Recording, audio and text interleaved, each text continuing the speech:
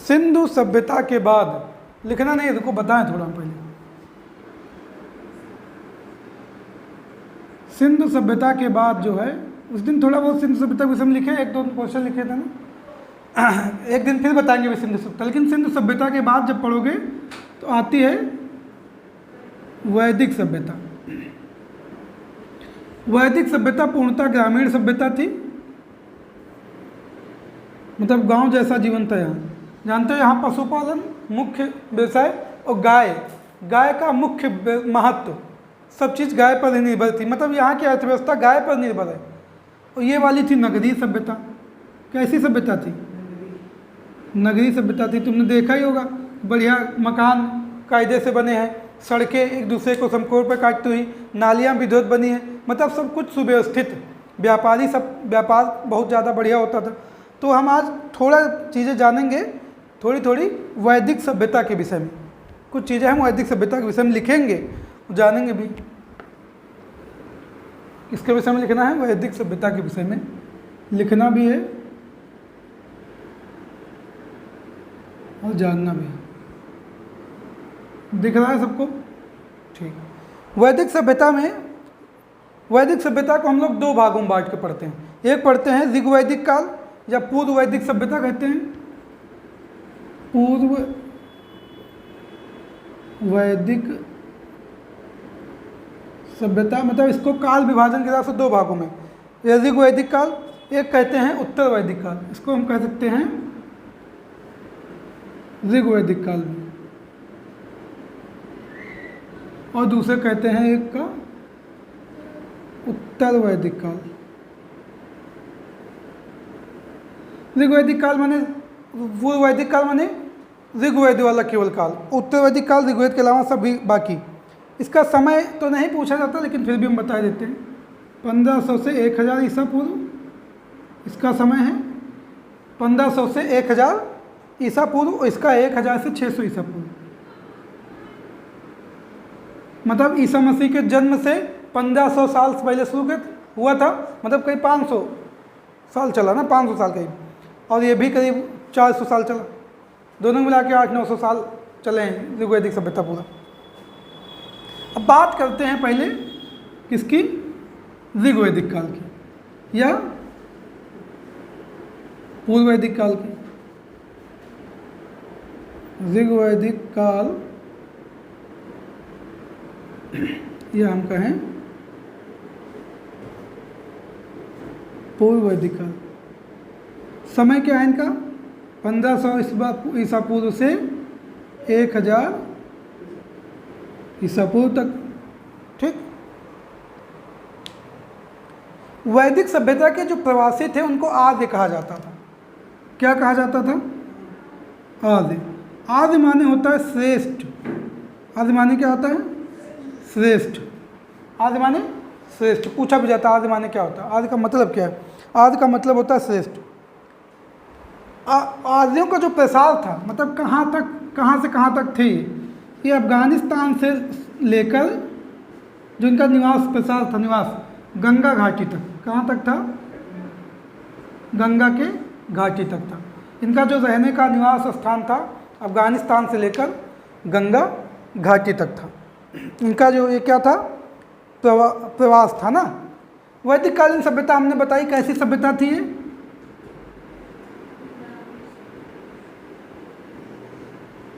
ग्रामीण सभ्यता थी। कैसी सभ्यता थी? ग्रामीण सभ्यता थी। इनकी भाषा क्या थी? इनकी भाषा थी इनकी देववाड़ी संस्कृत ना। भाषा कैसी थी? संस्कृत थी। वैदिक सभ्यता की जानकारी का स्रोत कहाँ से मिली? जानकारी है कि इनकी भाषा संस्कृत थी, ग्रामीण सभ्यता थी, अफगानिस्तान से गंगा घाटी तक इनका प्रसार था। ये सारी जानकारी इनके विषय में हमको मिलती है ऋग्वेद से। कहाँ से मिलती है ये जानकारी? कहाँ से मिलती है कि इनकी सभ्यता ऐसी थी? इनके विषय में जो जानकारी मिलती है इतिहास के इनके, वो कहाँ से मिलती है? ऋग्वेद से। प्रथम वेद है ऋग्वेद। ऋग्वेद क्या है? प्रथम वेद है। और इसी के आधार पर इसको है वैदिक युग कर दिया गया। वेदों के आधार पर अध्ययन इसका होता है, इसीलिए इस सभ्यता का नाम क्या कर दिया गया, वैदिक सभ्यता। वेदों की संख्या कितनी है, 4 है। वेदों की संख्या कितनी है, 4 है। कौन कौन से हैं, ऋग्वेद, यहाँ लिख दे कोई दिक्कत ना हो तो, दिख रहा है यहाँ तक, और अथर्ववेद है ना, अथर्ववेद, ऋग्वेद, सामवेद, यजुर्वेद, अथर्ववेद। तो ऋग्वेद, यजुर्वेद, सामवेद, अथर्ववेद, 4 वेद हैं, ऋग्वेद, यजुर्वेद, सामवेद और अथर्ववेद। ऋग्वेद सबसे पुराना है, बाकी तीनों वेद बाद के हैं। ठीक, तीनों वेद क्या हैं, बाद के हैं। एक पूछा जाता है वेद त्रयी, अगर पूछा जाए वेद त्रयी में कौन कौन शामिल हैं, तो ये 3 शामिल होते हैं अथर्ववेद वेद त्रयी में। कभी कभी क्वेश्चन आता है वेद त्रयी में कौन कौन शामिल हैं। वेद त्रयी, त्रयी माने 3 वेदों में अगर वेद त्रयी, तो 3 शामिल हैं ऊपर वाले, ऋग्वेद शामिल है, यजुर्वेद, सामवेद, अथर्ववेद शामिल नहीं है। अथर्ववेद पर तो शायद जादू टोनी वाली बात जा रहा है ना, वो सब दी गई हैं। वेदों को जो 4 वेदों कहते हैं संहिता, संहिता कलेक्शन, ये 4 वेदों क्या कहते हैं, संहिता कहते हैं। मतलब इसको लिखा भले ना किसी हो, संहिता माने होता है कलेक्शन करना, मतलब इकट्ठा करके एक जगह कंपाइल किया गया है वेदों को, संहिता कहते हैं। 4 वेदों क्या कहते हैं। सबसे प्राचीन वेद कौन सा इसमें है, ऋग्वेद। ऋग्वेद की रचना ऋग्वेदिक काल में हुई। ऋग्वेद की रचना किसमें हुई है, इस काल में हुई, ऋग्वैदिक काल में। और बाकी तीनों की रचना मतलब कि यजुर्वेद, सामवेद और अथर्ववेद, मतलब मूल वेद ऋग्वेद ही है। इन बाकी तीनों की रचना किसमें हुई, उत्तर वैदिक काल में हुई। बाकी तीनों की रचना किसमें हुई, बाद वाले उत्तर वैदिक काल में हुई। इतनी बात समझ में आ गई यहाँ तक। वेद त्रयी में कौन कौन शामिल हैं, वेद त्रयी में शामिल है तीनों ये।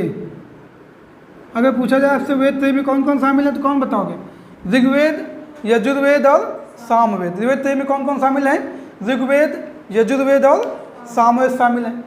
अथर्ववेद वेद त्रयी में शामिल नहीं है। 4 वेदों क्या कहा गया, संहिता कहा गया। वैदिक सभ्यता कैसी सभ्यता थी, ग्रामीण सभ्यता थी। प्रसार कहाँ था, अफगानिस्तान से गंगा घाटी तक। ग्रामीण भाषा कैसी थी, संस्कृत। यहाँ पे आर्यों का निवास था, आर्य मतलब श्रेष्ठ। चलो आगे बताते हैं। वर्ण शब्द नहीं आता कहीं, वर्ण व्यवस्था ना, तो वर्ण शब्द जो है सर्वप्रथम कहाँ मिलता है, वर्ण शब्द सर्वप्रथम ऋग्वेद में ही मिलता है। वर्ण शब्द, वर्ण ना, वर्ण अलग है, जाति वाला अलग है। वर्ण शब्द जो है ऋग्वैदिक काल में क्या था ना, यहाँ पे ऐसा नहीं था कि जिस जाति में पैदा हुए उसी में तुम चले गए। ऋग्वैदिक काल में जो वर्ण व्यवस्था, जाति व्यवस्था का आधार था, वो वहाँ का व्यवसाय था। तुम्हारा जैसा काम करोगे उसी जाति में माने जाओगे, जैसे काम करने लगोगे। अब जैसे तुम क्षत्रिय कुल में पैदा हुए, अगर तुमने शिक्षा दीक्षक काम किया तुम ब्राह्मण हो गए, ब्राह्मण में पैदा हुए क्षत्रिय वाला काम करो क्षत्रिय हो गए। वहाँ पे ऐसी व्यवस्था थी, ये नहीं कि जिस जाति में पैदा हो गए उसी में। यहाँ तक बात आ गई। वर्ण व्यवस्था का सर्वप्रथम उल्लेख कहाँ मिलता है, वर्ण का मतलब कहीं कहीं रंग भी, या व्यवसाय के मतलब व्यवसाय के, तो वर्ण व्यवस्था मतलब व्यवसाय से मान लेते हैं हम लोग, व्यवसाय के रूप में, कि जो जिसका व्यवसाय कर रहा उसी वर्ण में चला गया। ऋग्वेद के 10वें मंडल में, ऋग्वेद के इसको हटा दें क्या, सब समझ लो। अच्छा, ऋग्वेद के 1028 सूक्त है ना इसमें, वो कितने मंडल हैं याद है, कितने मंडल हैं इसमें, 1028 सूक्त हैं। ये तो रखो 10 मंडल, देखो हम बता देते हैं। ऋग्वेद में 1028 सूक्त हैं और 10 मंडल हैं। कितने सूक्त हैं, 1028 सूक्त और कितने मंडल हैं, 10 मंडल हैं। ऋग्वेद में 1028 सूक्त और 10 मंडल। तो जो 10वां मंडल है ना, 10वां मंडल, और इसमें ये सूक्त है पुरुष सूक्त। सूक्त मतलब मंत्र टाइप के जैसे होते हैं, ऋचाएँ होती, मंत्र है ना। तो 10वें मंडल में शूद्र शब्द का उल्लेख हुआ है।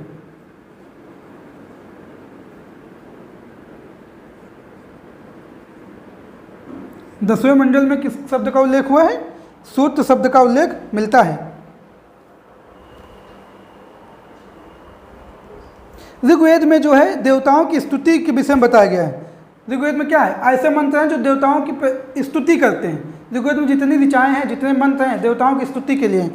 जैसे यजुर्वेद में क्या है, यजुर्वेद कर्मकांड कैसे करने ये बताता है। ऋग्वेद में जैसे क्या है, इधर नहीं दिखता, इधर मिटा देता हूँ, हाँ यहाँ ऋग्वेद में देवताओं की स्तुति बताई गई, क्यों कैसे स्तुति करनी उनकी ना, मंत्र कैसे। यजुर्वेद में कर्मकांड के विषय में करना कैसे है, देवताओं की स्तुति करनी है तो कैसे, कर्मकांड नहीं से यज्ञ करना, हवन करना, ये सब ये कर्मकांड है ना, विधि एक हिसाब से पूजा की विधि बताई गई समझो, कर्मकांड। और सामवेद संगीत का उल्लेख है। सामवेद में संगीत की मतलब संगीत की उत्पत्ति सामवेद से ही मानी जाती है, मान लो। संगीत में किसका है सामवेद में संगीत के विषय में, संगीत के विषय में कहाँ जानकारी मिलेगी तुमको, तो यजुर्वेद में कर्मकांडों के विषय में स्तुति के, देवताओं की स्तुति ऋग्वेद में, और सामवेद में संगीत। 10 मंडल में ये माना जाता है कि पहला और 10वां मंडल बाद में जोड़े गए, मतलब नवीन मंडल है। 2 से 9 तक तो प्राचीन है, लेकिन पहला मंडल और 10वां मंडल बाद में जोड़े गए, ठीक।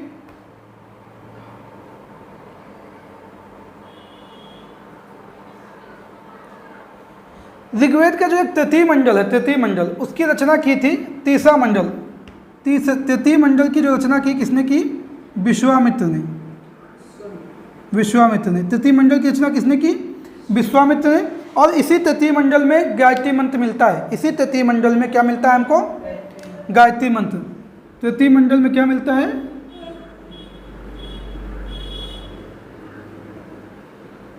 गायत्री मंत्र मिलता है।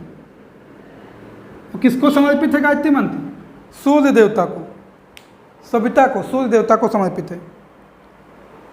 ऋग्वेद जैसे अपने यहाँ ऋग्वेद है, एक ईरानी भाषा का ग्रंथ है अवेस्ता। इनमें दोनों में बड़ी समानता है, बताते हैं ना, लिखे इधर ऋग्वेद, ये ऋग्वेद एक ईरानी भाषा का ग्रंथ है अवेस्ता।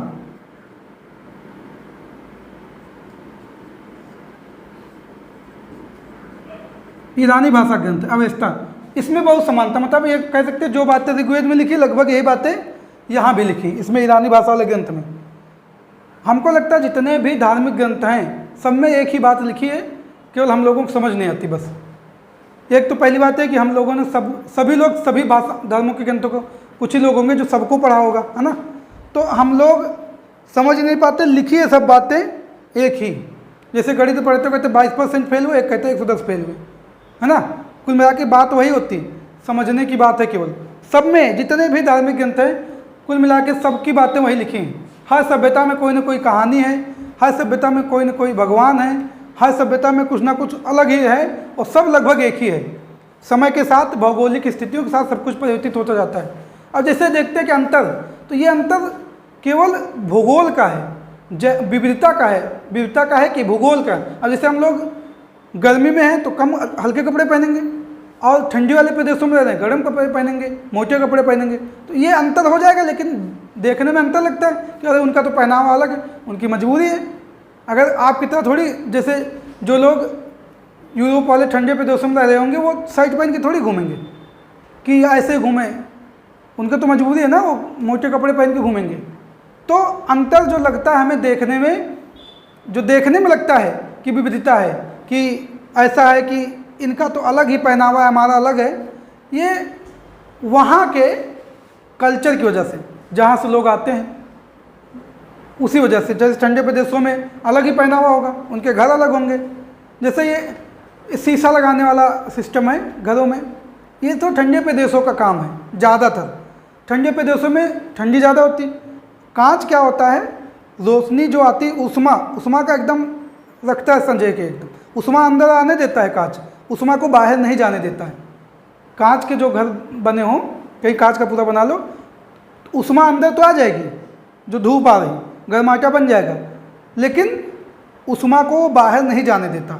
बर्फ़ का भी ऐसा काम है। जैसे बर्फ़ के इग्लू जैसे घर बर्फ़ के बने होते हैं, स्कीमो प्रजाति के लोगों, कुछ कुछ जनजातियों के लोग बर्फ़ के बने होते घर ना, उसमें भी ऐसा ही काम है। उष्मा आने तो देता अंदर, लेकिन उष्मा को बाहर नहीं जाने देता है, तो गर्म है। अब यहाँ अपने यहाँ जैसे देश में बना लिया लोगों ने, अब गर्म हो गया तो एसी लगाना शुरू कर दिए। पहले बनाएंगे कांच का घर, फिर कहेंगे पत्थर ना मारो। तो कांच का घर बनवाने के बाद क्या होगा, अब यहाँ पे तुमको उतनी गर्मी की जरूरत थोड़ी है जितनी यूरोप जैसे देशों में, ठंडे पे देशों में ज़रूरत है। अब यहाँ गर्मी लगेगी तो एसी लगाओगे, एसी लगाओगे तो फिर पर्यावरण का नुकसान ही तो पहुँचा रहे हो अपने, और खर्चा भी बढ़ा रहे हो। यहाँ तो ऐसे खुले मकान भी अच्छे हैं, बढ़िया 2-3-4 खिड़की लगाओ, इधर से हवा दे उधर जा रही, निकल रही बढ़िया। तो यही कुछ चीज़ें हम लोग अपना लेते हैं, लेकिन उसकी ज़रूरत नहीं है। हम लोग केवल देख के अपना लेते हैं, हमको ज़रूरत नहीं है। बगल में ट्रैक्टर आ गया तो हमको भी लाना है, काम कोई नहीं हमको। इसीलिए कुछ लोग परेशान भी रहते ज़्यादा कि हमें जो ज़रूरत नहीं है उसको भी खरीद के ला रहे हैं। और समस्या यही है, खर्चा ज़्यादा हो गए, फिर लगता है गरीबी आ गई ज़्यादा। कुछ तो है ही है, मतलब कुछ दिक्कत हो सकती, लेकिन कुछ अनावश्यक खर्चे भी लोगों के जिनको उनकी ज़रूरत ही नहीं है, वो भी चीज़ें खरीद के लाते हैं लोग घर में अपने। कोई काम नहीं, कहो साल के 12 महीने बक्से में रख दे तो रखिए, कभी भी यूज नहीं है।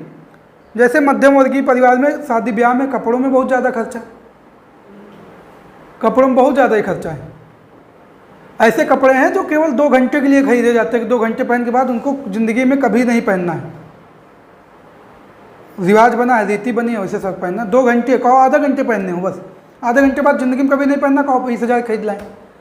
कपड़ा 20,000 का, पहनना आधा घंटे, और ज़िंदगी में दोबारा पहनना भी नहीं। तो ये सब खर्चे अजूल फजूल के तो हैं। दूसरा, दिन का दिन संसाधनों पे बोझ ही तो पड़ता है। मान लो अब थोड़ा बदल गया ना चलन, हम लोग के पास देखो अलग अलग, जैसे सुबह टहलने के लिए अलग कपड़े हो जाते हैं कुछ। अभी तो हम लोग इतने गांव में ऐसा नहीं है, लेकिन शहरों में जाओगे टहलने के लिए अलग कपड़े हैं, लौट के ऑफिस जाने के लिए तो अलग होते ही हैं, फिर घर में आके बैठने के लिए अलग हैं, घर में बैठे हैं तो अलग ही कपड़ा पहनने के लिए, रात को सोने के टाइम का कपड़ा अलग है, वो रात को सोते हैं पहन के। ठीक, सब कुछ व्यवस्था अलग है ना, या मंजन करने के लिए पानी अलग हो, पीने के लिए भी अलग होगा, सब कुछ व्यवस्था है। तो ये सब जो है संसाधनों पे जोर डालते हैं ना, जितनी जरूरत बढ़ेगी उतना। अब जैसे पेड़ पौधे देखो दिन का दिन कम ही तो पड़ रहे हैं, कितना लगा रहे हैं। कहेंगे लोग कि हम लोग, अब सोचो कि हमारे बाबा परबाबा लोगों ने हम लोग को कितने पेड़ पौधे छोड़ के गए थे, कितने आम के पेड़, कितने अमरूद के पेड़, कितनी वनस्पतियाँ। लेकिन हम लोग सोचो आगे वाली पीढ़ियों के लिए कुछ छोड़ के जा रहे हो क्या? कितने पेड़ लगा लेंगे हम लोग ज़िंदगी में जो आने वाली पीढ़ियों को देंगे, बताओ। हमारे बाबा के पिताजी, उनके सब, उन लोगों ने कितने पेड़ लगा दिए। तुम खुद ही सुनते होगे पापा से, अपने बाबा से कि ये तो बाबा का भाई लगाया है, या बाबा के पिताजी लगा गए थे, ये बाग उन्हीं की तैयार की हुई है। लेकिन अब बची है बाग, ख़त्म हो गई, हम लोगों ने बचा भी नहीं पाए उनकी लगाई हुई। लगवाने तो छोड़ो, हम लोग उनका जो धरोहर थी उसको बचा भी नहीं पा रहे हैं। लगवाने की तो बहुत दूर की बात, अगर काट रहे तो लगा भी दे तो सही। तो मतलब ऐसी स्थिति होगी तो कहाँ भी ज़्यादा पर्यावरण हमारा साथ देगा। ऐसी स्थिति बहुत दिक्कत पैदा कर रही। गायत्री मंत्र 3 मंडल में है। अब ऋग्वेद में हमने बता दी ईरानी भाषा में, इसमें कितने बताए? 1028 सूक्त। जो 1028 सूक्त हैं ऋग्वेद में, जो 1028 सूक्त हैं, इसमें 250 सूक्त तो केवल इंद्र भगवान को समर्पित है, इन्हीं के विषय में केवल उसमें स्तुति की गई। 250 सूक्तों में केवल इंद्र की स्तुति की गई। इंद्र को बरसात का देवता ही मानते ना, बारिश के आने वाले। हो सकता है भगवान, क्योंकि तभी तो ऐसी व्यवस्था सोचोगे कैसी भी करना है तो बारिश पर निर्भर रहना है। ऐसा कहाँ है कि तुम टिब्बल, शुरुआती दौर में कहाँ टिब्बल, ऋग्वेद में कहीं मिलता है हमको कि नल से पानी लगाते थे? क्योंकि वहाँ एक तो अर्थव्यवस्था कृषि पर आधारित थी नहीं, ज़्यादा आधारित थे पशुपालन पर। लोग पशुपालन मतलब समझो कबीले भी उस कबीले टाइप के हुआ करते रहे होंगे कि आज यहाँ रह रहे हैं, कल वहाँ रह रहे हैं। पशुपालन मतलब गाय का बहुत ही ज़्यादा महत्व, गाय का महत्व अत्यंत है, एकदम बहुत भयंकर महत्व है। अभी देखो गाय के लिए युद्ध भी होंगे, गाय के लिए युद्ध। और तुमने पढ़ा भी है गाय के लिए अघन्या शब्द का इस्तेमाल किया गया ऋग्वेद में, मतलब ना मारने योग्य है। गाय का महत्व प्राचीन काल से बहुत ज़्यादा है, गाय को ना मारने योग्य बताया गया है ना। तो सूक्त 200 सूक्त जो हैं अग्नि देवता के विषय में हैं, अग्नि देवता के विषय में कहे गए हैं। तो अग्नि का भी बहुत महत्व था। यहाँ इससे पता चलता कि इन लोगों का बहुत महत्व था। 250 सूक्त किसके लिए हैं? अग्नि के लिए। मतलब कि 228 सूक्त में 4.5 सूत्र इदोलोक की स्तुति में केवल है, अग्नि के और इंद्र की स्तुति में तो केवल गाए जा रहे हैं। सोम, सोम शब्द का समर्पित, सोम का उल्लेख हुआ है और सोम का जो है 144 बार उल्लेख हुआ है। सोम देखेंगे क्या है तब बताएंगे अभी, ठीक।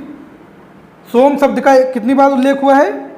144 बार उल्लेख हुआ है। अब तुमको बताएं, अगर ऋग्वेद को छोड़कर अब यजुर्वेद में आ जाएगा, तो यजुर्वेद में क्या है? यज्ञ के विधि विधान के विषय में बताया गया है। विधि विधान मतलब कैसे करना है, किस प्रकार करना है, कौन कौन सामग्री लगेगी। यजुर्वेद में क्या बताया गया है? ऋग्वेद की मोटी मोटी जानकारी हो गई। यजुर्वेद में क्या बताया गया है? यज्ञ के विधि विधान के विषय में।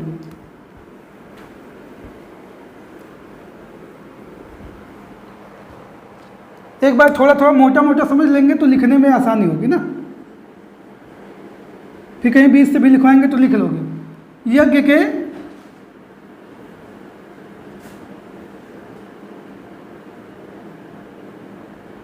विधि विधान के विषय में, यज्ञ के विधि विधान के विषय में बताया गया है। किसमें? यजुर्वेद में। यजुर्वेद 2 भागों में है, और यजुर्वेद ऐसा एक वेद है जो गद्य और पद्य दोनों में लिखा हुआ है। यजुर्वेद के 2 भाग हैं, एक शुक्ल यजुर्वेद,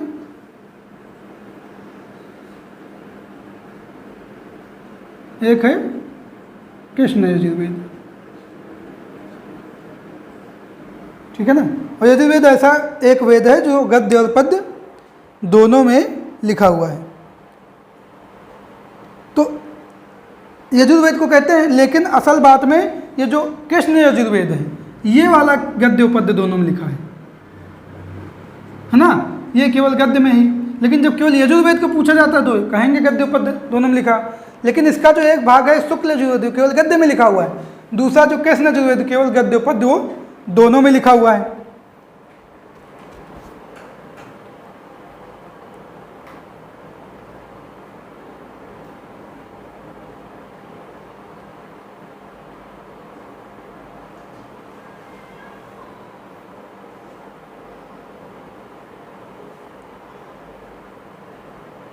अब तुमको हम बताएं, पहले कुछ और बताने से पहले कुछ ऋग्वेद काल की शब्दावली उनके विषय में बता देते हैं। मतलब जैसे शब्दावली मीनिंग जानना जरूरी ना, जैसे अंग्रेजी कोई शब्द कहा जाए उनको जानना जरूरी, पहले ऋग्वेद काल की कुछ शब्दावली बताते हैं। जैसा एक शब्द प्रयोग किया गया है अघन्या। अघन्या का शब्द कहा गया क्या? ना मारने योग्य, वध ना करने योग्य। वध ना करने योग्य बताया गया, अर्थात वध ना करने योग्य, अर्थात क्या? अर्थात गाय। किसके लिए प्रयोग किया गया अघन्या शब्द? अघन्या मतलब होता है वध ना करने योग्य, मतलब क्या है? गाय। मतलब गाय का बहुत महत्व है यहाँ ऋग्वैदिक काल में। फिर दिहत्ती, दिहित्ती, दिहित्ती, दिहत्ती मतलब क्या है? दिहत्ती माने होता है दूध दुहने वाली। मतलब ऋग्वेद काल में देखो गाय है, अघन्या गाय के लिए। अब गाय से संबंधित सब कुछ है। पुत्री के लिए क्या शब्द इस्तेमाल किया गया है? दिहत्ती। दिहत्ती माने पुत्री, मतलब है दूध दुहने वाली। ज़्यादातर महिलाएं दूध निकालती थी ना, ज़्यादातर महिलाएं दूध निकालती थी। हमको लगता है वो कृष्ण भगवान और जय श्री कृष्ण देखो उसमें भी निकालती थी माता जी, वो भी दूध निकालती थी ना। मतलब ज़्यादातर महिलाएं दूध। तो दूध दुहने वाली के लिए क्या प्रयोग किया गया है? दुहत्ती, दुहित्ती मतलब दूध दुहने वाली। पुत्री के लिए इस्तेमाल किया गया है। एक शब्द है उर्वरा। उर्वरा माने, अब इसको गाय समझो, उर्वरा माने होता है जुते हुए खेत। क्या होता है? जुते हुए खेत। ये सब इस्तेमाल की गई शब्दावली हैं, बहुत सारे रहेंगे लेकिन कुछ ही कुछ हमको मिले हैं किताब में। लांगल, उस समय अगर लांगल कहते तो क्या मिलता तुमको? हल। क्या मिलता है लांगल की जगह? हल। देखो हर जगह कुछ ना कुछ अलग अलग शब्द होते हैं ना किसी चीज़ के लिए। लांगल, हल। बैल के लिए वृक, वृक, वृक माने बैल। वृक माने क्या था? यो। यो शब्द किसके लिए था? यो का मतलब था जौ। यो का मतलब क्या था? जौ। जैसे गोधूम, गोधूम किसका कहते? गेहूं का गोधूम। गोधूम मतलब गेहूँ। वैदिक कालीन शब्द है गेहूँ, तो गेहूँ होता रहा होगा ना, तभी तो गेहूँ शब्द आया। करीस, करीस बताओ, करीस पता है? गोबर की खाद, मतलब इस्तेमाल करते थे होंगे लोग, गोबर खाद। एक बेकनाट, समझ लो, अभी फिर लिखवा देंगे कहोगे। बेकनाट, ऋण देने वाला वर्ग, मतलब जैसे साहूकार नहीं थे,